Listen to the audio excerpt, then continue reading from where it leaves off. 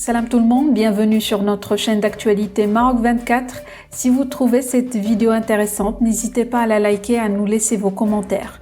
Aujourd'hui, vendredi 17 juin 2022, on a choisi de mettre la lumière sur les déclarations du pseudo-diplomate algérien Ammar Blani à El Confidencial, dans lesquelles il a révélé que l'Algérie n'entend plus entretenir des relations avec l'exécutif de Pedro Sánchez et préfère attendre un changement de gouvernement en Espagne.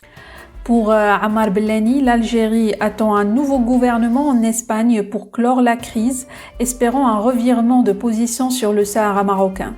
Si le leader du Parti populaire, Alberto Núñez Fijo, arrive à la Moncloa, il est peu probable qu'il remette en cause la décision de Sánchez. Nous n'allons pas commettre d'actes qui brisent la confiance, comme le gouvernement l'a fait avec le chef du Front Polisario, a-t-il déclaré le 31 mai lors de sa rencontre à Rotterdam avec le chef de l'exécutif marocain Aziz Akhnouch. Restez avec nous pour plus de détails sur ce sujet. Pour Ammar Blani, terroreur en chef de la junte, l'Algérie attend un nouveau gouvernement en Espagne pour clore la crise, espérant un revirement de position sur le Sahara marocain. Les déclarations irresponsables du ministre José Manuel Albares et de la vice-présidente Nadia Calvino ruinent définitivement toute possibilité de normalisation des relations avec un gouvernement peu fiable qui pratique le mensonge et la fuite en avant, a déclaré à El Confidencial Ammar Blani. Ce dernier a déploré les propos de Calvino, qui accusait lundi la Russie d'avoir poussé l'Algérie à suspendre les échanges commerciaux avec l'Espagne. Quant au ministre Albares, il n'a pas directement accusé la Russie, mais a souligné lors de ses entretiens téléphoniques avec des députés vendredi, que ce pays a suscité l'action algérienne contre l'Espagne, rappelant que son homologue russe, Sergueï Lavrov, s'était rendu à Alger le 10 mai. Le pseudo-diplomate algérien présage que d'ici la fin de mandat du gouvernement dirigé par Pedro Sánchez, une autre conjoncture prévaudra en Europe, sur le dossier du Sahara marocain.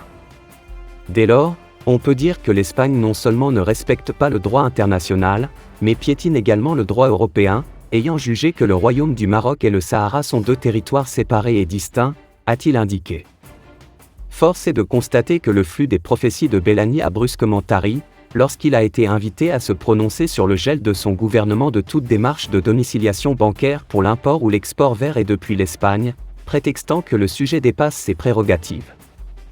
Blani a tiré ainsi les leçons du limogeage de l'ancien ministre des Finances, Abderrahmane Raouia.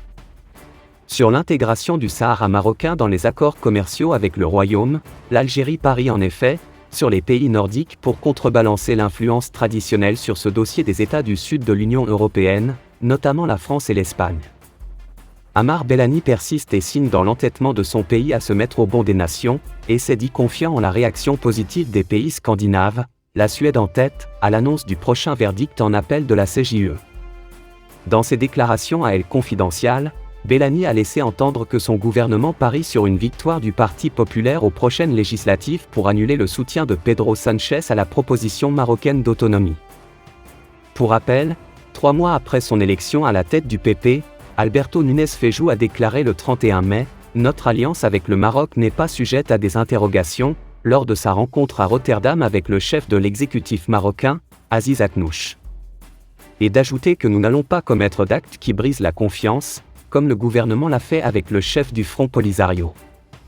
L'Algérie avait mis tous ses œufs dans le panier de Joe Biden pour annuler la reconnaissance de son prédécesseur, Donald Trump, le 10 décembre 2020 de la souveraineté marocaine sur le Sahara. Pour rester informé, je vous invite à regarder les vidéos Maroc 24 qui s'affichent sur votre écran.